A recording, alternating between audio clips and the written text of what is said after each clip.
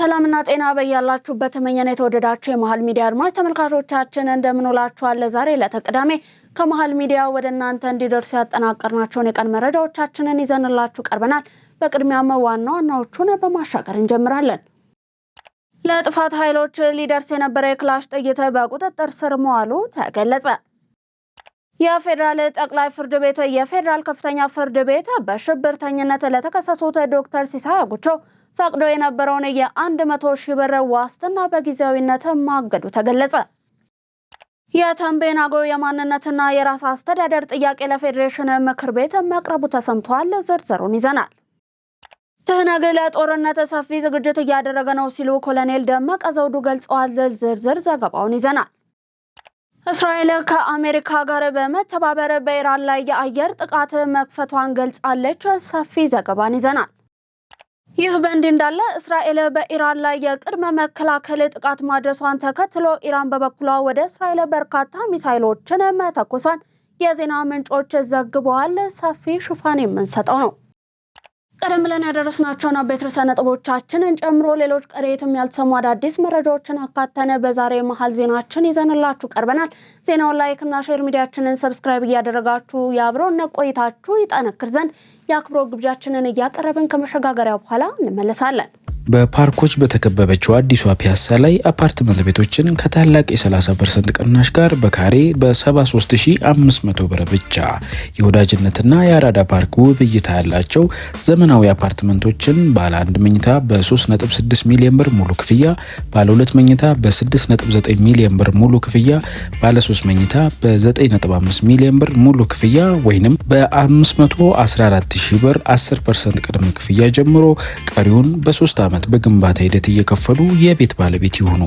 የሪ በከንቱ የሰራተኛ ሰፈር የአሮጌው ቄራ የደጃችሁ ሰፈር ልጆች በአዲሷ ፒያሳ አዲስ ቤት አዲስ መንደር ከሜሪት ፕሮፐርቲስ በመኖሪያ መንደር ውስጥ የከርሰ ምድር ውሃ፣ የመዋኛ ገንዳ፣ ጂምናዚየም፣ ደረጃቸውን የጠበቁ ሰፋፊ ሊፍቶች፣ ምቹና በቂ የመኪና ማቆሚያ፣ አውቶማቲክ ጀነሬተር፣ ሰፊ የጋራ መገልገያ ሰገነት ያካተቱ ናቸው። በተጨማሪም በመሃል ተክለ ሃይማኖት የንግድ ሱቆችን ይዘን እየመጣን ነው። ቀድሞ ለመመዝገብ በ0988 44 1164 ፈጥነው ይደውሉ። ሜሪት ፕሮፐርቲስ። የታላቁ የኢትዮጵያ ህዳሴ ግድብን በተባበረ ክንድ እንዳሳከነው ሁሉ የባህር በር ጉዳይንም በጋራ እንድናሳካው ሁሉም ኢትዮጵያዊ በጋራ መቆም አለበት ሲሉ በህዝብ ተወካዮች ምክር ቤት የውጭ ግንኙነትና የሰላም ቋሚ ኮሚቴ አባል እንዲሁም የኢትዮጵያ የአውሮፓ ህብረትና የምዕራብ አውሮፓ ሀገሮች የፓርላማ ወዳጅነት ቡድን ሰብሳቢ የሆኑት አምባሳደር ዲና ሙፍቲ ገለጹ። አምባሳደሩ በመሃል ሚዲያ ጅማት ፕሮግራም ላይ በነበራቸው ቆይታም ሁሉም ኢትዮጵያዊ በባህር በር ጉዳይ በአንድነት መቆም እንዳለበት አሳስቧል። ከፕሮግራሙ የተቀነጨበውን ቪዲዮ ተከታትለን ተመልሰን እንገናኛለን።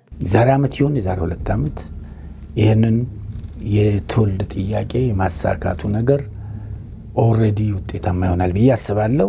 ዲፕሎማቲክ ራሊ እየተደረገ ያለበት ሁኔታ ነው ያለው። ዲፕሎማቲክ ድጋፍ ለማግኘት ጥረቱ እየተደረጉ ያለበት ሁኔታ፣ ጥሩ ውጤቶች እየታዩ ያለበት ሁኔታ ነው። ተሰሚነት ያላቸው አንዳንድ ወገኖች ይህን ነገር እየደገፉበት ሁኔታ ነው። ቅርብ እንኳን ወር ባልሆነ ጊዜ ውስጥ የተባበሩት መንግስታት ድርጅት ዋና ጸሐፊ እዚህ በነበሩበት ሰዓት ይህን ስሜታቸውን የገለጹበት ነው። የትላልቅ አገሮች መሪዎችም ጭምር የኢትዮጵያን የባህር በር ፍላጎት አዎንታዊ ጀስቸር የሰጡበት ሁኔታ ስላለ ጠንክሮ ወደፊት ለመሄድ የባህር በር አስፈላጊነትን ተገንዝቦ ይሄ ደግሞ ብሔራዊ አጀንዳ መሆኑ ይሄ አጀንዳ በእምነት በቋንቋ በጎሳ ወዘተ የምንለያይበት ሳይሆን በፖለቲካ የምንለያይበት ሳይሆን ኢትዮጵያዊ ብቻ በመሆን የምናራምደው እምነት ነው፣ ፍላጎት ነው፣ ፕሮጀክት ነው። ስለዚህ ለባህር በር ጉዳይ ስኬት ልክ ለህዳሴ ግድብ ገንዘብ ያለው በገንዘቡ፣ እውቀት ያለው በእውቀቱ፣ ጉልበት ያለው በጉልበቱ፣ በጸሎት ጭምር ሁሉ እንደተሳተፈ ሁሉ ይህንንም በዚህ ደረጃ ለማግኘት ጥረት ለማድረግ ወጣቱ ትውልድ መሳተፍ አለበት ይላል።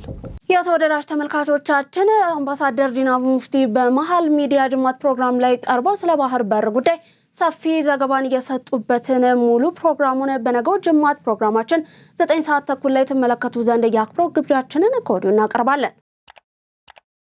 የተንቤን አገው የማንነትና የራስ አስተዳደር ጥያቄ ለፌዴሬሽን ምክር ቤት መቅረቡ ተገለጸ። በትግራይ ክልል የሚገኘው የተንቤን አገው ማህበረሰብ ለዘመናት ሲያነሳው የቆየውን የማንነትና የራስ አስተዳደር ጥያቄ ምላሽ ባለማግኘቱ ጉዳዩን በይፋ ለፌዴሬሽን ምክር ቤት ማቅረቡ ተገልጿል። ማህበረሰቡ የራሱን የሆነ ልዩ ታሪክ፣ የባህል ስነ ልቦና ያለው መሆኑ ታውቆ በህገ መንግስቱ መሰረት ተገቢውን እውቅና እንዲሰጠውና በራሱ ልጆች የመተዳደር መብት እንዲከበርለት ጥያቄውን አቅርቧል። የጥያቄው አስተባባሪዎችም እንደገለጹት ጉዳዩን ወደ ፌዴራል ተቋማት ለመውሰድ የተገደዱበት ዋነኛ ምክንያትም የክልሉ መንግስት ጥያቄውን ከመስማት ይልቅ በኃይል ለማፈን በመሞከሩ ነው ተብሏል።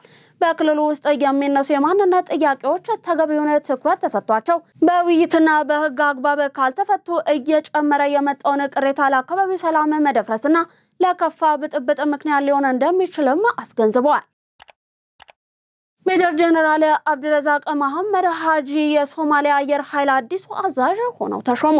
40 ዓመት ያልሞላቸው ወጣቱ መኮንን በፕሬዝዳንት ፋርማጆ ዘመን በኤርትራው ሳዋ ስልጠና ሲወስዱ የነበሩና ትግርኛን አቀላጥፈው የሚናገሩ 10,000 የሶማሊያ ወታደሮችን መርተዋል። ጀነራሉ ኤርትራ በአሁኑ ጊዜ 8 ሄሊኮፕተሮችንና 4 ተዋጊ ጀቶችን ብቻ የሚያዝ ቢሆንም ሶማሊያ ከፓኪስታን የጂኤፍ-17 ተዋጊ ጀቶችን ለመግዛት ውል ስለፈረመች የአየር ኃይሉ በሚቀጥሉት ዓመታት በአፍሪካ ውስጥ ካሉት ጠንካራ ወታደሮች አንዱ እንደሚሆንም ይጠበቃል። የዚያድ ባሬ አገዛዝ ከመውደቁ በፊት ሶማሊያ ከ70 በላይ ተዋጊ ጀቶች እንደነበሯት የሀገሪቱ ሚዲያዎች እየዘገቡ ሲሆን ይህም ከግብጽ ቀጥሎ በአፍሪካ ሁለተኛው ትልቁ የአየር ኃይል ያደርጋት እንደነበርም አክለዋል። ኢትዮጵያ ጋር ከተደረገው ጦርነት ማግስት ግን ሶማሊያ እንኳን የጦር ጀት መንግስት ማጽናት የተሳናት እንደሆነችም ነው የሚነገረው። ትህነግ ለጦርነት ሰፊ ዝግጅት እያደረገ ነው ሲሉ ኮሎኔል ደመቀ ዘውዱ ገለጹ። የወልቃይት ጠገዴ ዞን ምክትል አስተዳዳሪ እንዲሁም የጸጥታ ዘርፍ ኃላፊ ኮሎኔል ደመቀ ዘውዱ ትህነግ ለጦርነት ሰፊ ዝግጅት እያደረገ መሆኑንና ጀነራል ታደሰ ወረደም ለዚህ የሚሆነ መመሪያ መስጠታቸውን ማረጋገጣቸውን ይፋ አድርገዋል። የዓለም አቀፍ እንዲሁም የኢትዮጵያን ህግጋቶችን በመጣስ ህወሓት ህገወጥ እንቅስቃሴ እያደረገ መሆኑንም በዝርዝር አብራርተዋል። ከዚህ በፊት ኮሎኔል ደመቀ ዘውዱ ትላንት ከላያችን ላይ አሽቀንጥረን የጣልነውን የባርነት ቀንበር ተመልሶ ሲመጣ እጃችንን አጣጥፈን አንቀበለውም፣ ዛሬ ትላንት አይደለም፣ በሚገባ ተደራጅተናል፣ ታጥቀናል፣ ተከዜ በሚፈጅ በእሳት ታጥሯል ሲሉ ማስጠንቀቃቸውም የሚታወስ ነው። ኢትዮጵያና ጅቡቲ በዶላሬ ወደብ ላይ ያላቸውን ትብብር ለማጠናከር ተስማሙ። ኢትዮጵያና ጅቡቲ የኢትዮጵያ ዋነኛ የባህር በር በሆነው የዶራሌ ወደብ ላይ ያለውን የስራ አፈጻጸም ለማሻሻል እንዲሁም ትብብራቸውን ይበልጥ ለማጠናከር መስማማታቸውን አስታውቋል። ስምምነቱ የተደረገው በጅቡቲ የኢትዮጵያ አምባሳደር ለገሰ ቱሉ እንዲሁም የዶላሬ ወደብ ዋና ስራ አስፈጻሚ አብዱላሂ አዳዌህ ባደረጉት ውይይት መሆኑ ተገልጿል። እንደ አምባሳደር ለገሰ ቱሉ ገለጻ በውይይቱ ወቅት በኢትዮጵያና ጅቡቲ መካከል ያለውን ስትራቴጂካዊ ግንኙነት ያለውን ቀጠናዊ ፋይዳ የጠቀሱ ሲሆን የጅቡቲ መንግስት ግንኙነቱን ወደ ላቀ ደረጃ ለማሳደግ ላሳየው ቁርጠኝነትም ምስጋናን አቅርበዋል። አምባሳደሩ አክለውም የወደቡ አስተዳደር አሰራሮችን በማቀላጠፍ በኢትዮጵያ እቃዎችን ለሚሰጠው አገልግሎት ቁልፍ የአፈጻጸም አመልካቾችን ተግባራዊ ለማድረግ ምቹ ሁኔታ መፍጠሩን ገልጸዋል። ሁለቱ ወገኖች የወደቡን አፈጻጸም ይበልጥ ለማሻሻልና ለቀጠናዊ ትስስር ከፍተኛ አስተዋጽኦ እንዲያበረክት በትብብር ለመስራት መስማማታቸውንም አክለው ገልጸዋል። ለጥፋት ኃይሎች ሊደርስ የነበረ የክላሽ ጥይት በቁጥጥር ስር መዋል መቻሉን ፖሊስ ገለጸ። በኮምቦልቻ ከተማ የሐሰና አገረ ክፍለ ከተማ ፖሊስ ለጥፋት ኃይሎች ተላልፎ ለእኩይ ዓላማ ሊውል የነበረን የክላሽ ጥይትን ከነአዘዋዋሪዎቹ በቁጥጥር ስር መዋሉን የክፍለ ከተማው ፖሊስ አዛዥ ምክትል ኢንስፔክተር ከድር አህመድ ይፋ አድርገዋል። ኢንስፔክተሩ እንደሚሉትም አድራሻቸው ደቡብ ወሎ ዞን ሳይት ወረዳ በሆኑት መለስ አማረ ሰጠኝ እንዲሁም አማራ አሳዬ እንዳለማው በተባሉ ሁለት ግለሰቦች አማካኝነት ተዘዋውሮ ለጥፋት ኃይሎች ሊተላለፍ የነበረ የኤኬኤም ጥይት በመረጃ መረቦቻችን ክትትል አማካኝነት ከነተጠርጣሪዎቹ እጅ ከፈንጅ በመያዝ ምርመራ እየተጣራባቸው መሆኑን ኢንስፔክተሩ አብራርተዋል። ኢንስፔክተር ከድር አያይዘውም ህብረተሰቡ የወንጀልን አስከፊነትና የሰላምን መልካም ፍሬ ለይቶ የማወቅ እንዲሁም ፖሊስ በሚሰራው ዘርፈ ብዙ የሰላም ተግባር ተባባሪ ብቻ ሳይሆን ባለቤትም ጭምር መሆኑን የገለጹት አዛዡ በክፍለ ከተማው ያለውን ሰላም ለማጽናት እንዲሁም ለስራ ምቹና አስተማማኝ እንደሚሆን የህብረተሰቡን ሚና አድንቀው የዚህን አይነት እንዲሁም መሰል የወንጀል ምልክቶችን በሚታዩበት ጊዜ ከፖሊስ እኩል በመስራት ኃላፊነታቸውን ለሚወጡ ሁሉ ምስጋናቸውን አስተላልፈዋል።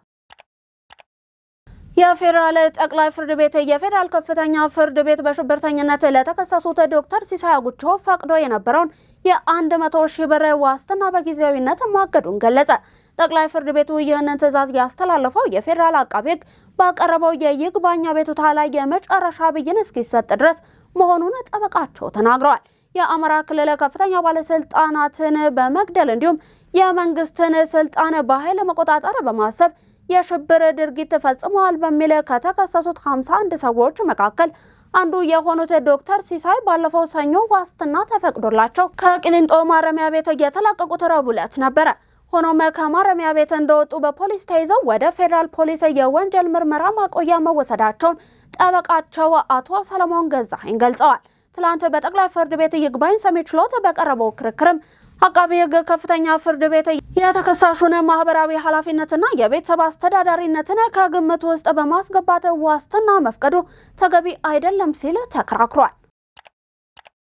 ሰባተኛው ጠቅላላ ምርጫ የህዝብ ድምጽ አሸናፊ የሚሆንበት የህዝብ ፍላጎት የሚንጸባረቅበት እንዲሆን በትኩረት እየተሰራ መሆኑን አስተያየታቸው ለኢትዮጵያ ዜና አገልግሎት የሰጡ ተፎካካሪ ፖለቲካ ፓርቲዎች ገለጹ።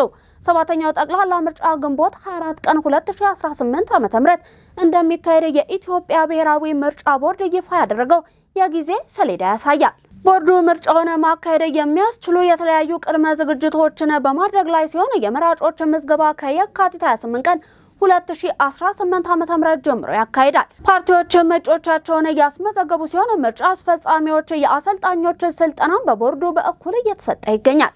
በቅርቡ ቦርዱ በሰባተኛው ጠቅላላ ምርጫ የሚሳተፉ የፖለቲካ ፓርቲዎችን የምርጫ ምልክት ይፋ ያደረገ ሲሆን የፖለቲካ ፓርቲዎች የእጩዎች የስነ ምግባር ደንብንም አዘጋጅቷል።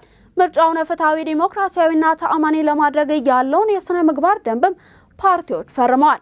የኢትዮጵያ ዜና አገልግሎት ያነጋገራቸው ተፎካካሪ ፖለቲካ ፓርቲዎች ምርጫው የህዝብ የስልጣን ባለቤትነት የሚረጋገጥበት እንዲሆን እየሰሩ ነው። የአማራ ዲሞክራሲያዊ ኃይል ንቅናቄ ሊቀመንበር ተስፋሁን አለምነህ ፓርቲው በምርጫው የነቃ ተሳትፎ እያደረገ መሆኑን ተናግረዋል። የአድዋ ድል ኢትዮጵያ ለጀመረችው የብልጽግና ጉዞ መሰረት የሚጥል መሆኑን የቤኒሻንጉል ጉሙዝ ክልል ርዕሰ መስተዳደር አሻድሊ ሐሰን ተናገሩ። 130ኛው የአድዋ ድል በዓል በአሶሳ ከተማ በፓናል ውይይትና በተለያዩ ኪነ ጥበባዊ ዝግጅቶች ተከብሯል። ርዕሰ መስተዳደር አሻድሊ ሐሰን በወቅቱ እንደተናገሩትም የአድዋ ድል የአሰባሳቢ ትርክትን አስፈላጊነት ያስመሰከረ ብቻ ሳይሆን ኢትዮጵያውያን ቅኝ ገዢዎችን በተባበረ ክንድ ድል ያደረጉበት ነው ብለዋል። ድሉ ኢትዮጵያ በመደመር እሳቤ ለጀመረችው ሁለንተናዊ ብልጽግና መረጋገጥ መሰረት የሚጥል እንዲሁም ህብረ ብሔራዊ አንድነትን በጽኑ መሰረት ላይ ለመጣል የሚያግዝ እንደሆነም ገልጸዋል። ኢትዮጵያውያን በትብብር ያሳካናቸውን ሀገራዊ ፕሮጀክቶች የዳግማዊ አድዋ ማሳያዎች መሆናቸውን ጠቁመው የኢትዮጵያን ከፍታ ባለ መድረክ ለማሳየት ሁላችንም በአንድነት መስራት ይጠበቅብናል ብለዋል። የአድዋ ድል የኢትዮጵያን ብቻ ሳይሆን የመላው ጥቁር ህዝቦች ድል በመሆኑ ድሉ በጭቆና ውስጥ ለነበሩ ሌሎች ሀገራት የነጻነት ንቅናቄ መነሻ በመሆንም ትልቅ አስተዋጽኦ እንደነበረው አስታውሰዋል።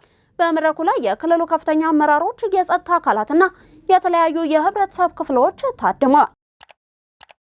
የተወደዳችሁ የመሃል ሚዲያ አድማጭ ተመልካቾቻችን እኛ እያደረስናችሁ እየተመለከታችሁ የምትገኙት ለዛሬ ለተቅዳሜ ወደ እናንተ እንዲደርሱ ያጠናቀርናቸውን የቀን መረጃዎቻችንን ነው። አሁን ደግሞ ከውጭ ዜና ምንጮች ወደ ያዝናቸው ሰፊ ሽፋን ወደምንሰጠው መረጃችን እናልፋለን። አሁን ቤት መግዛት ተችሏል። ከዚህ በፊት ያወጣነው ቅናሽ ያመለጣችሁ ውድ የመሃል ሚዲያ ቤተሰቦች በጥያቄያችሁ መሰረት ለ15 ውድ የመሃል ሚዲያ ቤተሰቦች ብቻ 35% እውነተኛ ልዩ ቅናሽ በሁሉም ብሎኮች ላይ አቅርበናል። እንዲሁም አንድ ቤት ለገዛ አንድ ቤት በነጻ የሚያገኙበት እድል ተመቻችቷል። 60% ከወለድ ነጻ የባንክ ብድርም በረጅም ዓመት የክፍያ አማራጮችን አቅርበናል። ከባለ 1 እስከ ባለ 4 መኝታ አፓርትመንቶችን እንዲሁም ፔንታውስን ጨምሮ ፓኖራሚክ ቪው ማለትም በአራቱም አቅጣጫ የከተማና ውብ የተፈጥሮ እይታ፣ በእያንዳንዱ ቤቶች ፕራይቬት ሊፍት የተገጠመላቸው የልጆች መጫወቻ፣ የስፖርት ማዘውተሪያ፣ የመዋኛ ገንዳ፣ ጂምና ቤተ መጻሕፍት፣ ፓርኪንግና ኤሌክትሪክ ቻርጅ መሙያን ጨምሮ ሁሉንም አቀፍ መዝናኛዎችን በነጻ ያገኛሉ። በመዲናችን አዲስ አበባ በነፋሻማው አለቡ መብራት እጅግ ማራኪና ቅንጡ በሆነው ኮምፓውንድ መንደራችን ውስጥ በ5% ቅድመ ክፍያ ብቻ የቤት ባለቤት ይሁኑ። ለበለጠ መረጃ ከታች ባለው ስልክ ይደውሉ። እስራኤል ከአሜሪካ ጋር በመተባበር በኢራን ላይ የአየር ጥቃት መክፈቷን ገለጸች። እስራኤል ከአሜሪካ ጋር በመተባበር በኢራን ዋና ከተማ ቴህራን እንዲሁም በተለያዩ የሀገሪቱ ክፍሎች ላይ ሰፊ እንዲሁም ተከታታይ የአየር ጥቃት መጀመሯን አስታውቃለች። በቴህራን ከተማ ለሁለተኛ ዙር ከፍተኛ የፍንዳታ ድምጾች እየተሰሙ ሲሆን ጥቃቱ የኢራንን የደህንነት መዋቅር ሙሉ በሙሉ ለማፈራረስ ያለመ መሆኑን አንድ የአሜሪካ ባለስልጣን ለአልጀዚራ ገልጸዋል። እስካሁን ባለው መረጃ የኢራን ፕሬዝዳንት መሱድ ፔዜሽኪያን መኖሪያ ቤት እንዲሁም የደህንነት ዋና መስሪያ ቤትን ጨምሮ በ30 የተለያዩ ኢላማዎች ላይ ጥቃት መፈጸሙን የእስራኤል መገናኛ ብዙሃን ዘግበዋል። የእስራኤል የደህንነት ባለስልጣናት እንደገለጹትም ጥቃቱ የኢራን ፕሬዝዳንትን ጨምሮ መላውን የኢራን አገዛዝ ኢላማ ያደረገ ሲሆን የሀገሪቱ የበላይ መሪ አያቶላ አሊ ካሜኔ ከቴህራን ወጥተው ደህንነቱ ወደ ተጠበቀ ስፍራ እንዲዘዋወሩ መደረጉም ነው የተነገረው። የእስራኤል መረጃዎች እንደሚጠቁሙት ከሆነም በፕሬዝዳንት ፔዜሽኪያን ላይ የግድያ ሙከራ የተከናወነ ሲሆን ጥቃቱ በቀን መካሄዱ የኢራንን መከላከያ ክፉኛ አስደንግጦታል። እስራኤል ለሚቀጥሉት 4 ቀናት የሚቆይ ከፍተኛ የጋራ ጥቃት ለማካሄድ ዝግጅቷን ማጠናቀቋን የገለጸች ሲሆን ከጥቃቱ በኋላ ቴህራን የቀድሞ መልኳን አትይዝም ስትልም አስጠንቅቃለች። ይህ በእንዲህ እንዳለ የኢራን መንግስታዊ ቴሌቪዥን ጣቢያ ኢራን በሀገሪቱ ላይ ለተሰነዘረው ጥቃት የአጸፋ ምላሽ መስጠት መጀመሯን ገልጿል። ወደ እስራኤል በርካታ ሚሳኤሎችም መዝነባቸውን የተሰማው በመላው እስራኤል የአደጋ ማስጠንቀቂያ ደወሎችም እየተሰሙ ነው። የእስራኤል መከላከያ ሰራዊት IDF ዜጎች በአቅራቢያቸው ወደሚገኙ የመከላከያ መጠለያዎች እንዲገቡና አስፈላጊውን ጥንቃቄ እንዲያደርጉ መመሪያንም አስተላልፏል። በሌላ በኩል በኢራን ቴህራን ላይ ሌላ ዙር ጥቃት ተከፍቷል። እስራኤል ከኢራን ሊሰነዘር የሚችልን ስጋት ለመቀነስ በሚል በቴህራን እንዲሁም በተለያዩ የኢራን ከተሞች ላይ ከአሜሪካ ጋር ሆና ጥቃት መፈጸሟን አስታውቃለች። ትራምፕ በኢራን ላይ የኃይል እርምጃ እንደሚወስዱ ዛቱ። የባህር ኃይላቸውን ጠራርገን እናጠፋለንም ሲሉ ነው የዛቱት። የአሜሪካው ፕሬዝዳንት ዶናልድ ትራምፕ ባደረጉት ንግግርም በኢራን አገዛዝን በማስወገድ የአሜሪካን ሕዝብን መጠበቅ ዋነኛ ግባቸው መሆኑን አስታውቀዋል። ፕሬዝዳንቱ የሙላህ አገዛዝን ጨካኝ እንዲሁም አስከፊ ስብስብ ሲሉ ያገለጹት ሲሆንም ኢራን አሜሪካንን ሌሎች ሀገራትን የሚፈታተኑ የረጅም ርቀት ሚሳይሎችን እያበለጸገች መሆኑን ተናግረዋል። የኢራንን ሚሳይሎችን እናጠፋለን የሚያሳይ ኢንዱስትሪያቸውንም ሽባ እናደርጋለን ያሉት ፕሬዝዳንት ትራምፕ ሀገሪቱ የኒውክሌር ቦምብ ባለቤት እንዳትሆን አሜሪካ አስፈላጊውን እርምጃ እንደምትወስድም አረጋግጠዋል። በተጨማሪም ፕሬዝዳንት ትራምፕ የባህር ኃይላቸውን ጨርሰን እናጠፋለን ሲሉ ጠንከር ያለ ማስጠንቀቂያቸውን ነው የሰጡት። የኢራን መንፈሳዊ መሪ አያቶላ አሊ ካሜኒ ቴህራንን ለቀው ወደ አስተማማኝ ስፍራ ተዘዋውረዋል ተባለ። ሮይተርስ እንደዘገበው መንፈሳዊ መሪ የተዘዋወሩበት እስራኤል በቴህራን ላይ ድንገተኛ ጥቃት መፈጸሟን ተከትሎ ነው። ጥቃቱ የተፈጸመው በመሪው ቢሮ አካባቢ መሆኑ የተነገረ ሲሆን በከተማዋ በርካታ ፍንዳታዎችም ተሰምተዋል። ኢራን የአየር ክልሏን እየዘጋች ሲሆንም እስራኤል ደግሞ የአስቸኳይ ጊዜ አዋጅን አውጃለች። የኢራን ጦር ከፍተኛ አዛዥ አሚር ሀታሚ በዛሬው ዕለት በአሜሪካና እስራኤል ጥቃት መገደላቸውን የእስራኤል የዜና ምንጮች ዘገቡ። ባህሬን ጦርነቱ ቆም እስከሚል ድረስ ዜጎች ከቤት እንዳይወጡ እንዲሁም ራሳቸውን ለአደጋ ከሚያጋልጡ ቦታዎች እንዲርቁ ትዕዛዝን አስተላልፋለች። ኢራን ባህሬን ወደሚገኝ የአሜሪካ የጦር ቤዝ ላይም የሚሳኤል ጥቃት ፈጽማለች። ከባድ ፍንዳታም ተሰምቷል ተብሏል። እስራኤል በኢራን ላይ የቅድመ መከላከያ ጥቃት ማድረሷን ተከትሎ ኢራን በበኩሏ ወደ እስራኤል በርካታ ሚሳኤሎችን መተኮሷን የዜና ምንጮች ዘግበዋል። የኢራን ሜሄር ዜና አገልግሎት የያዙት የፍልስጤም ግዛቶች እስራኤል በኢራን ሚሳኤሎች እየተደበደቡ ነው ሲሉ ጥቃቱን አረጋግጠዋል። ቴልአቪቭን ጨምሮ በተለያዩ የእስራኤል ከተሞች የአየር ጥቃት ማስጠንቀቂያ ደወሎች እየተሰሙ ሲሆንም ህዝቡ ወደ መጠለያዎች እንዲገባም ጥሪ ቀርቧል። ይህ ግጭት ቀጠናውን ወደ ከፋ ጦርነት ሊያስገባው እንደሚችልም ነው የተሰጋው። የኢራን ብሔራዊ ደህንነት ኮሚሽን ኃላፊ ኢብራሂም አዚዝ በእስራኤል ላይ የሚወሰደው እርምጃ መቀጠሉን ተናገሩ። ኃላፊው ኢራን፣ እስራኤል እንዲሁም አሜሪካ በኢራን ላይ ጥቃት ተገቢውን ምላሽ እየሰጠች ነው ሲሉ ገልጸዋል። ቀድመን አስጠንቅቀናችኋል፣ የጀመራችሁት የቁልቁለት ጉዞ በቅርቡ ያበቃል በማለትም ነው የዛቱት። የእስራኤል 5 ከተሞች በኢራን ኢላማ መደረጋቸውንም ጠቁመዋል። እስራኤል በበኩሏ በአሜሪካ ጋር በመወገን ኢራን ላይ ሌላ ዙር ጥቃት መጀመሯን ገልጻለች። በመካከለኛው ምስራቅ ውጥረት የበረራ መስመሮች እየተቀየሩ ነው። በአሁኑ ሰዓት በመካከለኛው ምስራቅ በተፈጠረው ከፍተኛ የጸጥታ ውጥረት ምክንያትም የክልሉ ሰማይ በከፍተኛ ሁኔታ ተቀይሯል። እንደ ቀጥታ የበረራ መከታተያ መረጃዎች አውሮፕላኖች ከተለመደው ቀጥተኛ መስመራቸው ወጥተው ረጅምና ጥንቃቄ የተሞላባቸውን አቅጣጫዎችን እየተከተሉ ይገኛሉ። ኢራን፣ ኢራቅ እንዲሁም እስራኤል የአየር ክልላቸውን ለሲቪል በረራዎች መዝጋታቸውም ተሰምቷል። በርካታ ዓለም አቀፍ አየር መንገዶች እንደ ኤምሬትስ፣ ኳታር ኤርዌይስ እንዲሁም ኢታድ በረራዎችን እየሰረዙ ወይንም መስመር እየቀየሩ ነው። በረራዎቹ ተቀይረው ደቡባዊ የሳውዲ አረቢያ መስመርን እየተከተሉ በመሆኑ የበረራ ጊዜው መራዘም እንዲሁም መዘግየቶች ሊኖሩ ይችላሉ ተብሏል። ወደ አካባቢው የሚጓዙ ተጓዦች የበረራ ሁኔታቸውን ከአየር መንገዶቻቸው ጋር እንዲያረጋግጡም ይመከራል። ይህንን ተከትሎ ግጭቱ እንደተጀመረ የአየር የነዳጅ ዋጋ በከፍተኛ ሁኔታ ከ10% በላይ መጨመሩም ነው እየተነገረ ያለው። የተወደዳችሁ የመሃል ሚዲያ አድማጭ ተመልካቾቻችን ለዛሬ ለተቀዳሚ ወደ እናንተ ስናደርስ የነበረው መሃል ዜናችን ተጠናቀቀ። አብራችሁን ስለነበራችሁ እጅግ እናመሰግናለን። ዜናውን ላይክ እና ሼር፣ ሚዲያችንን ሰብስክራይብ በማድረግ ቤተሰብነታችሁን ታጠነክሩ ዘንድ የአክብሮት ግብዣችን ነው። ከዩቲዩብ ባለፈ በቴሌግራም፣ በፌስቡክ እንዲሁም ቲክቶክ ገጾቻችን ተጨማሪ ይዘቶቻችንን መመልከት ትችላላችሁ። በእኔ ቦታ በቃው። ሰናይ ቀን ተመኘን።